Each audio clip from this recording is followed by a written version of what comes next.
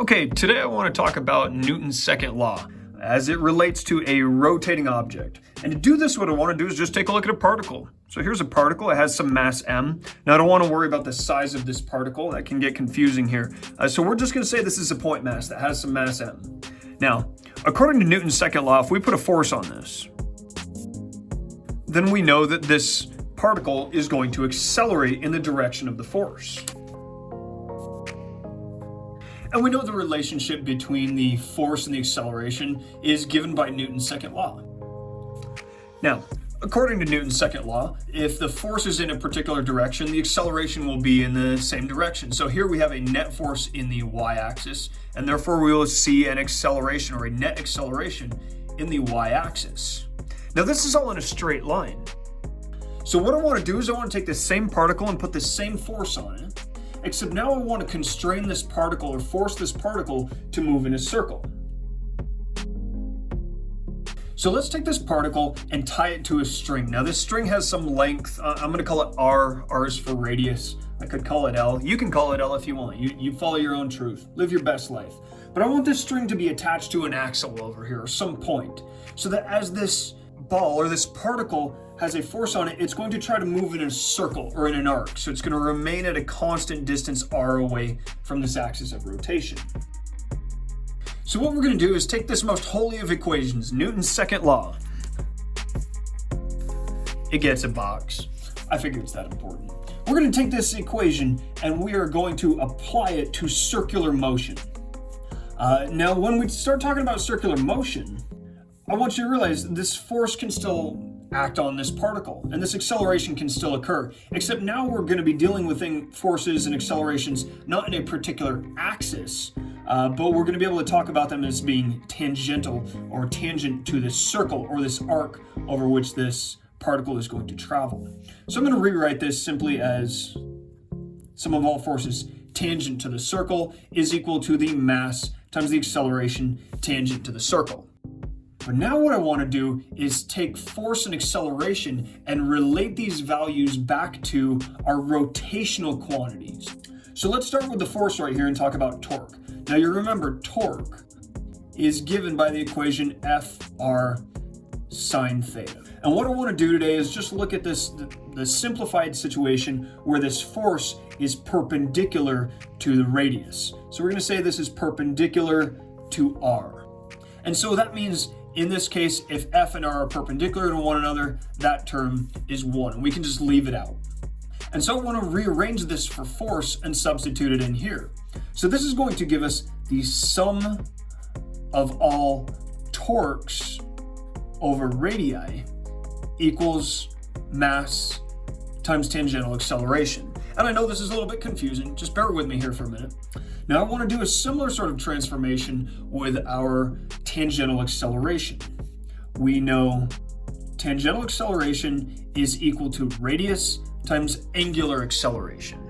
And we can substitute that in here as well, which leaves us with, and for reasons unbeknownst to you, I'm going to rearrange this. And what we wind up with is really just Newton's second law in terms of rotational quantities. And while I understand that this particle, it's a lot easier to understand its motion by looking at it as F equals ma, or tangential force equals mass times tangential acceleration. This looks a bit more complicated, but this is how we can talk about the relationship between torque and angular acceleration. Now, a real weird thing pops up in here, and we wind up not dealing with just mass. We have this mr squared. And this term right here is what we call the rotational moment of inertia. And the rotational moment of inertia is something you can treat an awful lot like mass.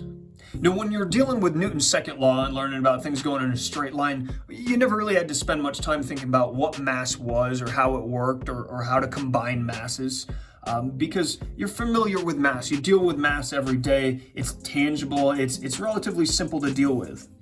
This rotational moment of inertia is a little bit more complicated. What this tells us, largely because of this little r squared floating around right here, is depending on how far we put this mass from this axis of rotation, we will affect how hard it is to cause this mass to rotate.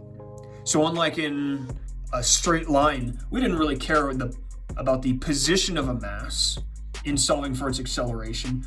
We just need to know the total mass. Suddenly, when dealing with rotation, we do care about the position of masses. Now, another thing that I want to look at here is how we combine different masses. Let's say we were to add a second mass to this.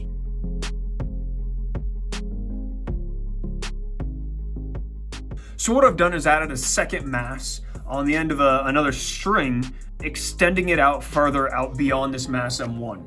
So let's say I wanted to find the total moment of inertia of this entire assembly, or the combination of these two masses. I want you to think back to when we were dealing with just masses moving in a straight line. If we were trying to push a truck down the road and we wanted to know its acceleration, we needed to know the mass and the force on that truck. Now, if we were to put, say, a crate in the back of the truck, that would simply add to the total mass of the truck. And we don't spend too much time thinking about that when dealing with things in a straight line. It's obviously we've added some mass to the truck, therefore the mass increases. I want you to realize, when dealing with Newton's second law, the total mass, which was what we're always concerned with here, was really just the sum of all of the individual masses which made up the truck or plane or motorcycle or bullet or whatever we're trying to have accelerate. Much in the same way, when dealing with rotational moment of inertia, the total rotational moment of inertia, that is I being the rotational moment of inertia, is simply the sum of all of the individual moments of inertia.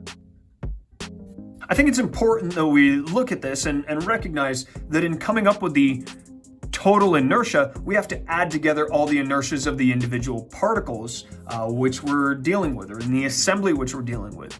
It was pretty obvious when dealing with force, so that never really had to get brought up or explicitly stated.